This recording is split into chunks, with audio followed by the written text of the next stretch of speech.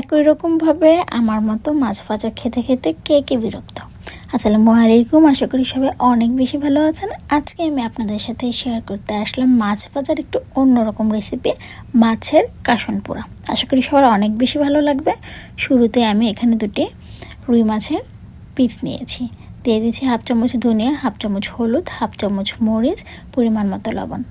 এবার একটু অল্প পানি দিয়ে মশলাটাকে আমি ভালোভাবে মিশিয়ে নিচ্ছি।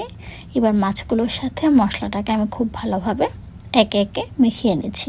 চাইলে আপনারা এখানে যে কোনো মাছ ব্যবহার করতে পারেন। আমার হাতের কাছে রুই মাছটা ছিল, তাই রুই মাছটা নিয়েছি। এর ফাঁকে চুলায় আমি 1 চামচ সরিষা দিয়ে দিচ্ছি। মিডিয়াম আঁচে আমি এটাকে একটু ভেজে নিচ্ছি।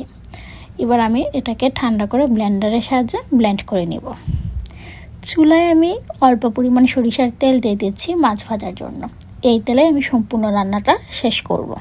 তেল গরম হতে হতে আমি দিয়ে দিয়েছি মাছগুলোকে। এবার আলতো হাতে এপিট ওপিট করে আমি একটু ভালোভাবে এটাকে ভেজে নিচ্ছি।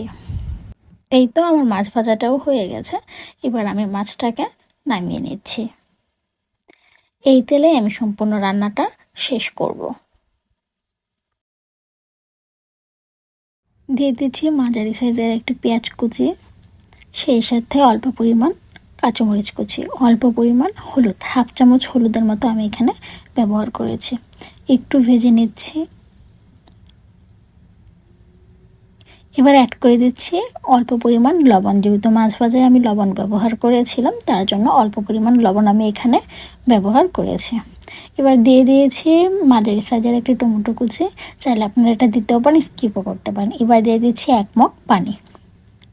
এটাকে খুব ভালোভাবে মিশিয়ে দেবো এবং এটাকে মিডিয়াম আঁচে আমি একটু জাল করব। এটা যখন বলক উঠতে শুরু করবে, একে একে মাছগুলোকে আমি দিয়ে দিব। এবার আলতো হাতে একটু নাড়িয়ে চাড়িয়ে নিচ্ছি মাছটাকে।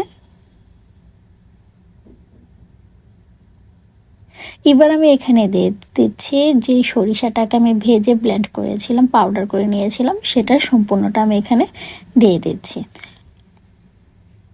সরিষা পাউডারটা দেওয়ার পর আমি খুব ভালোভাবে এটাকে মিশিয়ে নিচ্ছি মাছের সাথে। সেই সাথে দিয়ে দিয়েছি উপর দিক দিয়ে কিছু ধনিয়া পাতা। চাইলে আপনি এটাও স্কিপ করতে পারেন, কিন্তু ধনিয়া পাতা খেতে আমি অনেক বেশি পছন্দ করি, যার জন্য সব কিছুতে আমি একটু ধনিয়া পাতা ব্যবহার করি। এবার চুলার আঁচ মিডিয়ামে রেখে আমি এটাকে আরও 5 থেকে 6 মিনিটের মতো রান্না করে নিব। চাইলে আপনারা এমনভাবে ঝোল করেও রাখতে পারেন, আবার চাইলে আপনারা ঝোলটা আর একটু ঘন করতে পারেন। এই তো রান্না করা হয়ে গেল আমার মাছের কাসন পোড়া। যারা মাছ ভাজা খেতে খেতে বিরক্ত, তারা এমনভাবে ট্রাই করে দেখতে পারেন। স্বাদ অসাধারণ, আমার কাছে অনেক বেশি ভালো লেগেছে, তাই আপনাদের সাথে রেসিপিটি শেয়ার করলাম। ভিডিওটি ভালো লাগলে লাইক, কমেন্ট, শেয়ার, সেই সাথে আমার চ্যানেলটি সাবস্ক্রাইব করে দেবেন। আপনারা যদি আমার ফেসবুক পেজ থেকে ভিডিওটি দেখেন, কষ্ট করে হলেও পেজে একটি ফলো দিয়ে দেবেন। সবাই অনেক বেশি ভালো থাকবেন। আল্লাহ হাফেজ।